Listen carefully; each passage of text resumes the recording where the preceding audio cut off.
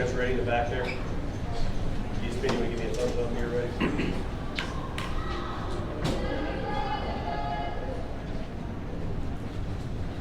All right, Coach, you can start us off. All right, first off, a lot of credit to Georgia. These guys, had a really good game plan offensively, and they did a really good job. And in the fourth quarter, made a lot of plays on both sides of the ball. Told our guys that this is exactly what you could want. Going in the fourth quarter, you have 2 scores at Georgia, 2 years in a row. So, unfortunately, we didn't do things in the function on offense after 5 drives and 5 touchdowns. So there was a lot of guys making a lot of plays during those drives offensively, but that's just a formula that did not win. Usually, you think you get blown out. They score every time they have the ball, and you have 34 first downs. So, but when you're in a game like that, if those happen, you just got to keep scoring, and we didn't do that in the fourth quarter. Questions? Wayne, was there one thing defensively that gave your defense the most fits where you guys just couldn't get off the field against them? Yeah, I thought Gunner did a great job keeping plays alive and made a lot of plays with his legs. And it really wasn't one thing that they really kind of did everything there. And we did limit explosive plays, one of kind of explosive plays, but it was a slow down, 34 first downs. That's hard to do against service team. How do you think Trinidad handled his first FBS for the start? Yeah, I think he handled it really well to start through 3 quarters. Played amazing. 5 drives, 5 touchdowns. And I'm sure he can tell you that, when they finally stop us 3-9 and take back that series, his first play to day 1. He's open on the corner and goes a little short. So, but it's just really disappointing. You feel good that we've come a long way from where we were 2 years ago in this room, playing these guys, but you got a chance, man. You're undefeated and you're up 2 scores. And that's like how better can you draw it up. And you've got to coach better in those situations and make plays. And those guys made some really significant plays. Our receiver on the fade ball. And they made some really big plays. They needed them in the fourth quarter. You mentioned the play where Daquan was open. Did he just underthrow it, or did something happen there that did impact the pass? No, I think he just, all bad throws.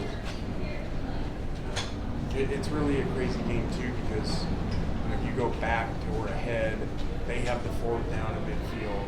They run the fullback, a little dive, and we got them stopped. What happens at that point? Now we're ahead.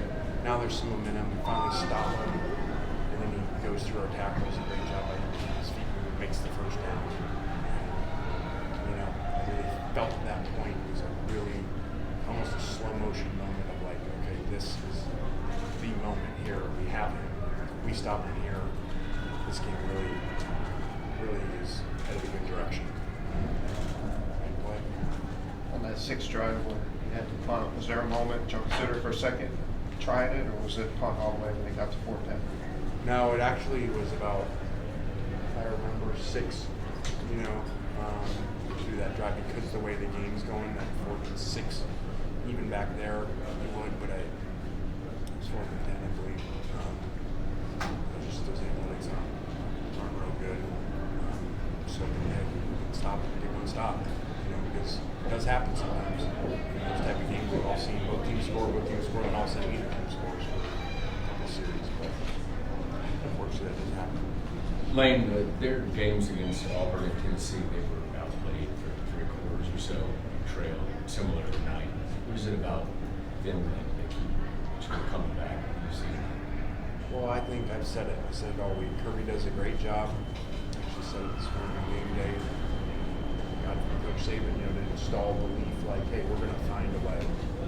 And when you play Alabama before, and now Georgia, these 2 coaches, I feel like you have to win the game. They're not going to lose it at the end in the fourth quarter. You have to win the game. And that's why we were aggressive. 4th down, little reverse. That. In my pocket, man, and said, it up, you got a chance, man, you got to go for it. Kick field goals, don't get conservative, and so try to stay aggressive. Obviously, you guys go back on the road next week. I mean, it's a two. I guess in pro terms, you'd be like, hey, let's get one of these two. How quickly do you guys have to turn the page to home? That sounds good now, too. Yeah, it does feel like the NFL. Like here comes another, really hard place to play. It's the top defense in the country. So that's going to be a really big test. But we've got a lot of things to fix. We've got to play better on offense in the fourth quarter, obviously. Defensively, Georgia did a good job today. That's not one offense in the country. 34 first downs is really concerning. That's a lot of things we got to work on. With last week, the focus being so much on energy, do you think that was better today? Yeah, I thought, we handled the wave in the stadium early on. I thought we were extremely calm in big moments. Trinidad, everybody, even when things weren't going our way, or we'd score, there weren't these massive celebrations. As I told them before, expect to score on this defense. Expect to make big plays. Have a really good game plan. Score, just come back over and be ready to do it again. We're going to need a lot of it. And we hit for 5 series. What was the message to the guys in the locker room? Yeah, it's just disappointing. It's disappointing to have a shot like this. We have 2 scores, as I keep saying, in the fourth quarter against Georgia, at Georgia, and undefeated. We're 7-0. That's a kind of a lifetime moment. And it's right there. Where we're sitting in a very different, we make one significant play in that area there. We're sitting here saying, man, what a great job coming in here, and great job by the guys, getting up early on and finishing off Georgia with 7-0. And we didn't credit to them. They made a lot of significant plays in significant moments, whether it's a receiver catching the ball, whether it's, we have a 3rd down route before that, 4th down decision where, Trey and the guy right there, and man, their safety. Guys made a lot of plays. You've talked about momentum with this team and just how crucial it is for you guys. How do you help your guys overcome momentum alongside of it?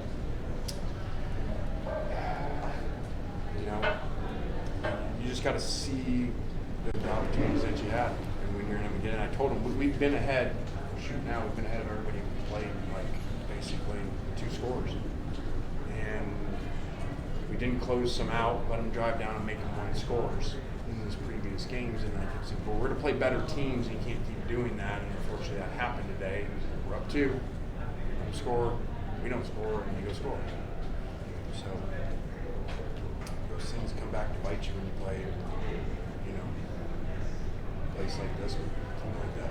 That's the happen. Anything else for Coach? Last one, go ahead. You talked during the week about the next step for a program being to win on the road in a place like this. Does a spot like this, did you learn anything about your team today, or did it more maybe kind of validate some priors? I just learned that we didn't finish when we had a chance to. That's me too. Maybe we should have ran the ball a little more there in the last couple of drives, take the pressure off. But this isn't like this, statement game. Is this a statement game? One team's beat them there in 5 years. So it's not like because we lost to Georgia in a 1-score game, we were ahead of 2 scores. Now all of a sudden the program's got to be revamped and relooked at. So not that feeling. Spin back 2 years ago when we were sitting here. They played like that on both sides of the ball against us, and we had to really change some things in our program. All right, thanks, Coach. We'll have players in next.